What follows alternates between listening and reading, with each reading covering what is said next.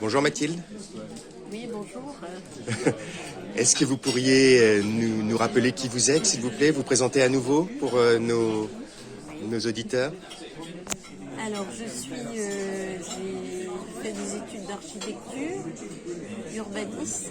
J'ai été longtemps journaliste pour la presse spécialisée architecture et puis je suis passée à la presse générale pour faire des articles au Nouvel Obs et à Challenge.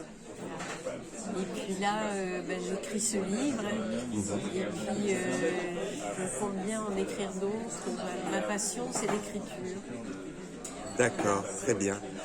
Alors, votre passion, c'est l'écriture. Votre livre qui nous réunit aujourd'hui, c'est le livre dans lequel vous racontez votre relation incestueuse avec votre père. Est-ce que vous avez un message à délivrer à toutes les victimes de ce genre de situation à l'heure actuelle? Oui.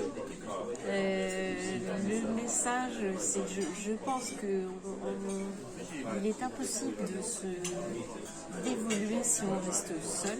Il faut être accompagné. Moi, j'ai eu la chance d'être accompagnée par Catherine Dolto, mais je pense qu'il y a d'autres thérapeutes compétents et je pense qu'il faut vraiment suivre un chemin thérapeutique.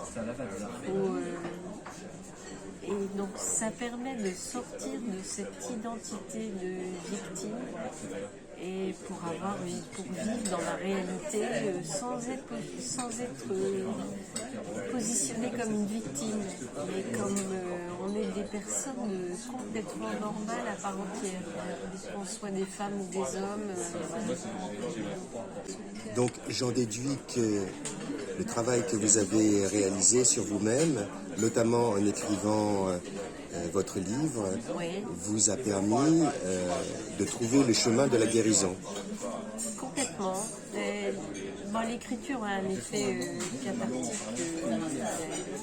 évident, mais avant l'écriture, le fait de pouvoir délivrer des mots auprès de quelqu'un qui soit complètement extérieur à l'histoire de famille